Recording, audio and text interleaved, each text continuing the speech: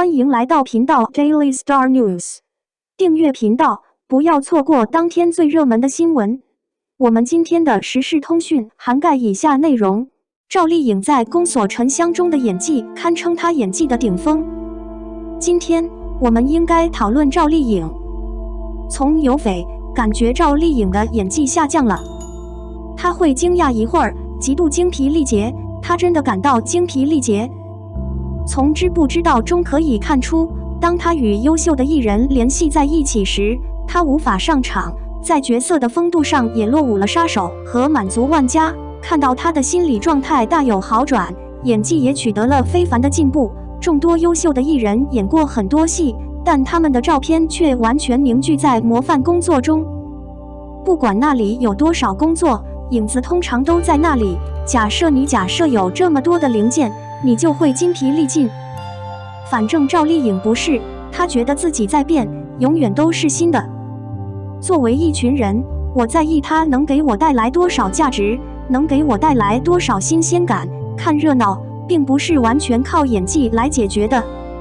一部作品是拍出来的，但又是为了利益。我观察到赵丽颖的演技不能说是极其糟糕。渐渐的，我认为她的绝对分数是10，她浮动在4到6位之间，取决于内容和扮演该角色的艺人。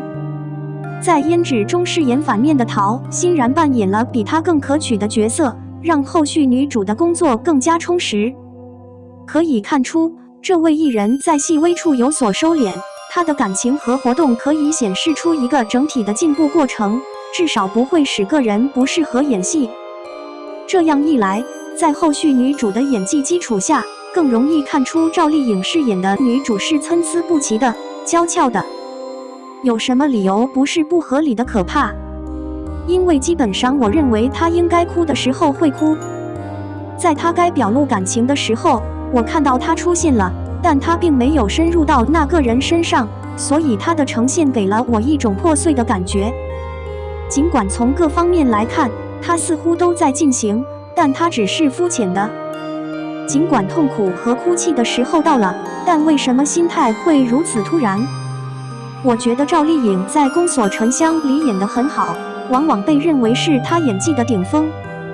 在这部电影中，她的工作是一个野蛮无情的女二，反倒是和周冬雨一起玩的她不拉屁股。她的演技将个人带入电影故事中，在她偷笑的那一刻，我脊背发凉。总而言之，我相信他演象征性的节目或甜美的戏剧是可以接受的，但是如果工作比较混乱，他就无法控制工作。我不理解那些体验式和学术式的表达方式。也许不同的发音有不同的特征和人群。我可能意识到，在他演戏的时候，我能理解他，通过他的表演，我能感受到那个人的感受。渐渐的，我倾向于安静，我可以不做歪曲的展览，我喜欢脆弱的展览。我也意识到，赵丽颖的演技其实是少有的。综合考虑，她绝对不是专家。我也觉得有些节目应该熬过去。内容的决定并不是我喜欢的全部，但我试图越来越多地传达我的想法。我支持在舞台上试一试，所有的事情都考虑到了。我需要填写。不管怎样，看到别人骂他的时候，我其实心里很难受，但我真的很想相信他会在这方面继续努力。他的正经话很难听。我们每个人都应该迎着微风成长。我真的很想相信他最终会成为他需要成为的人，并坚持他所坚持的事情。成就其实需要经过长期的准备。沿着这些思路考虑，我不认为不确定的声音是负面的，但这是他成长的机会。粉丝的渠道可能会让他迷失方向。太好了。最终，我觉得当问题来临时，有令人信服的理由需要与声音抗衡，但要帮助他并相信他。02王一博谈拍《无敌的乐趣》，特别高兴能接触到剧中梁朝伟的脸。在一次会议上，王一博讨论了关于最常见的斗士拍摄方式的有趣之处。他说，因为离梁朝伟近在咫尺，近到可以联系到他，所以被这场战斗看得眼花缭乱。当他接手时，是脸博的欣喜与热血，一博的小迷妹生活方式无法掩饰谁能否认艺人的魅力。尽管已知梁朝伟、王一博和王传君，但目前的匿名设置现已被揭露，黄磊和张婧仪将参与冲击。有几位实力派和流量兼备的未公布艺人。影片讲述了民国时期中共地下党人泛滥成灾的故事，以及当前局势的激烈时期。我现在几乎不能袖手旁观地看到无题。不少网友纷纷表示，哈哈哈，表面上应该没有风度，内心却是澎湃的。王一博，你只是我的象征，能不能随时让我摸你的脸？民国、功夫这几个关键词，让我记住了一个专家时代等等。王一博的衣服剪裁卖，龚俊的套装22瓦卖，韭菜能站得住追星吗？在这个时期，网站访问者为王，最简单的是拥有大量网站访问者，您可以在娱乐企业中获得公司立足点。越来越多的制作歌舞的偶像竟然是在拍戏，他们能够毫无问题地拿到主角地位。即使是有效的老式演员，也需要靠边站。站着化身为站内明星的陪衬，不禁让人猜想，内心享受的环境真的要这样迎头赶上，是否可行？遗憾的是，至少在短时间内没有变化的信号。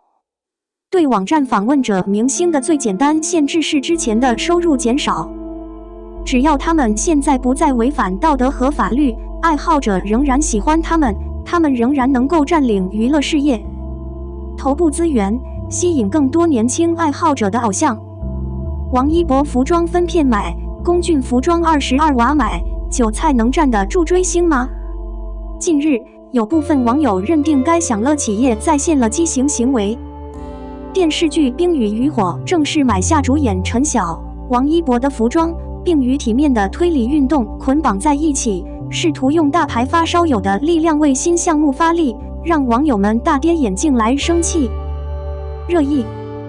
据尊者解释，《冰与渔火》话剧庆典发布了同名剧本推理运动，为了给展示爱好者提供优惠，巅峰1000运动游戏玩家有机会获得超值礼包，其中包括剧中主要演员陈晓和王一博的服装碎片，以及牛仔外套和 T 拍摄过程中穿的陈宇王一博饰演的上衣，以及吴镇峰的黑色裤子陈晓的饰演。